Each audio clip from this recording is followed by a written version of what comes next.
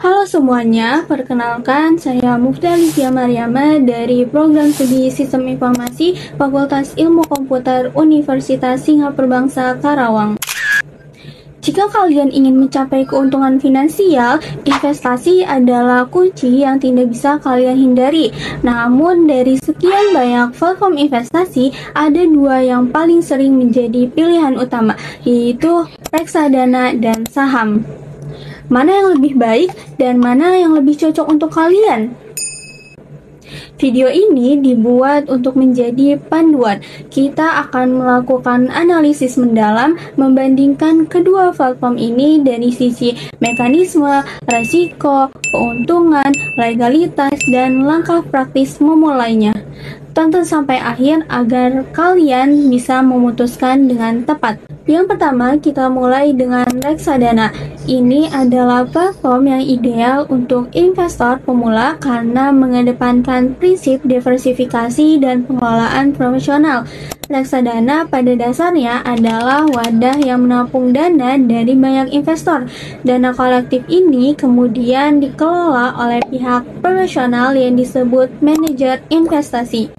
Manajer investasi inilah yang membuat keputusan investasi seperti membeli obligasi, saham, atau instrumen pasar uang sesuai dengan jenis reksadana tersebut. Investor membeli unit pernyataan yang nilainya dihitung berdasarkan NAB atau nilai aktiva bersih. Keuntungan utama reksadana yang pertama yaitu likuiditas tinggi, yaitu proses pencairan dana relatif mudah dan cepat, biasanya 2 hingga 7 hari kerja. Keuntungan yang kedua yaitu modal terjangkau, yaitu kalian bisa memulai berinvestasi bahkan dari 10.000 atau 50.000 melalui berbagai platform agen penjualan reksadana.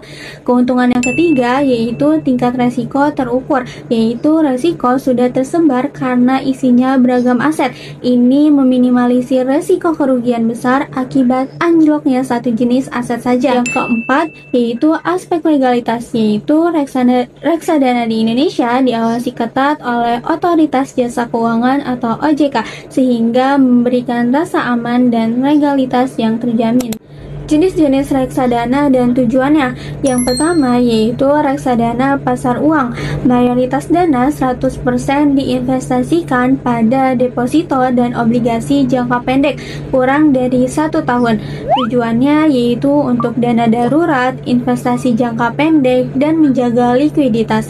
Yang kedua yaitu reksadana pendapatan tetap. Minimal 80% diinvestasikan pada obligasi atau surat utang. Tujuannya yaitu untuk investasi jangka menengah 1-3 tahun dengan potensi return di atas deposito. Jenis yang ketiga yaitu reksadana campuran. Alokasi dana di saham, obligasi, dan pasar uang bisa diatur secara fleksibel.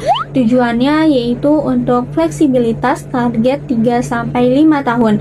Jenis yang keempat yaitu reksadana saham. Minimal 80% diinvestasikan pada saham.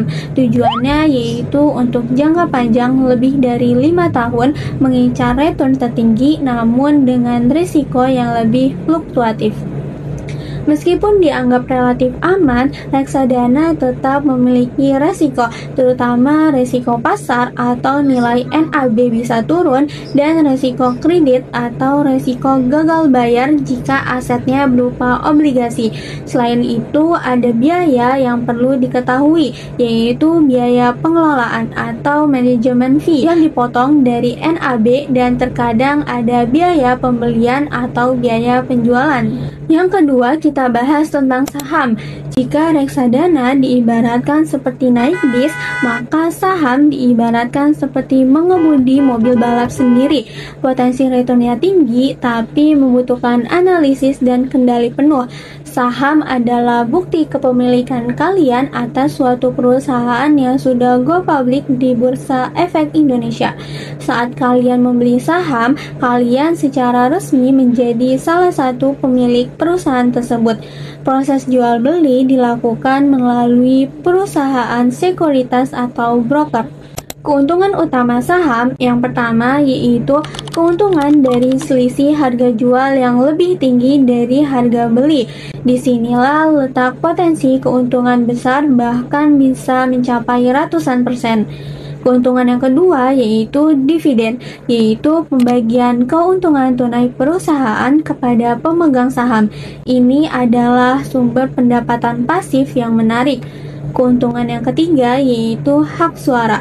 Sebagai pemegang saham, kalian punya hak untuk menghadiri rapat umum pemegang saham dan memberikan suara pada isu-isu penting perusahaan, terutama bagi pemegang saham. Untuk berhasil di pasar saham, kalian harus menguasai minimal 2 analisis. Yang pertama yaitu analisis fundamental. Analisis ini berfokus pada nilai intrinsik perusahaan. Kalian harus bisa membaca laporan keuangan, laba atau rugi, neraca, arus cash, memahami model bisnis, dan prospek industri di masa depan. Analisis ini wajib bagi investor jangka panjang. Yang kedua yaitu analisis teknikal. Analisis ini berfokus pada pergerakan harga historis dan volume perdagangan menggunakan grafik. Tujuannya untuk memprediksi kapan waktu terbaik untuk membeli atau menjual. Analisis ini wajib bagi trader jangka pendek. Resiko dan tantangan saham. Yang pertama yaitu resiko volatilitas. Harga saham dapat naik dan turun sangat gratis dalam waktu singkat, dipengaruhi oleh isu domestik, global, dan sentimen pasar. Yang kedua yaitu risiko likuiditas. Sulit menjual saham perusahaan kecil yang kurang diminati. Yang ketiga yaitu resiko bangkrut. Jika perusahaan mengalami kerugian terus-menerus dan pada akhirnya bangkrut, saham kalian bisa kehilangan nilainya sepenuhnya. Yang keempat yaitu tantangan emosi. Saham sangat menguji mental dan kedisiplinan. Kalian dituntut untuk tidak panik saat harga turun atau terlalu euforia saat harga naik. Sekarang mari kita simpulkan perbandingan dari dua platform ini. Dari segi pengelolaan, reksadana dikelola oleh manajer investasi, sedangkan saham dikelola oleh diri sendiri atau investor. Dari segi analisis, reksadana tidak perlu ribet, sedangkan saham wajib menguasai fundamental dan teknikal. Dari segi risiko, reksadana relatif rendah dan tersebar, sedangkan saham relatif tinggi dan terkonsentrasi. Dari segi potensi untung, reksadana berpotensi sedang, sedangkan saham berpotensi tinggi. Kemudian dari segi modal, reksadana sangat kecil mulai dari 10.000, sedangkan saham relatif lebih besar tergantung harga saham. Jadi, mana yang harus kalian pilih?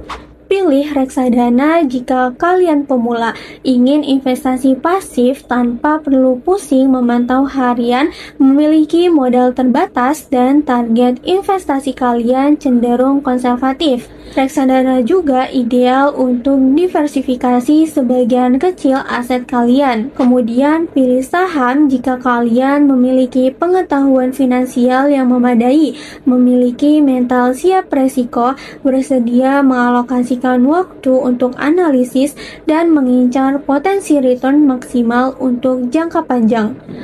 Banyak investor sukses merekomendasikan untuk memulai dengan reksadana untuk membangun kedisiplinan, lalu secara bertahap mempelajari saham sambil mengalokasikan sebagian kecil dana kalian. Sebagai penutup, ingat baik-baik prinsip dasar investasi. Yang pertama, jangan pernah menggunakan uang kebutuhan harian, dana darurat, apalagi uang pinjaman untuk berinvestasi. Yang kedua, jangan hanya tergiur keuntungan. Pahami seberapa jauh kalian sanggup menanggung kerugian. Yang ketiga, yaitu selalu berinvestasi melalui platform dan perusahaan yang terdaftar dan diawasi oleh OJK, dan pastikan sekuritas kalian legal. Reksadana dan saham sama-sama alat yang luar biasa, namun efektivitasnya tergantung pada bagaimana kalian menggunakannya.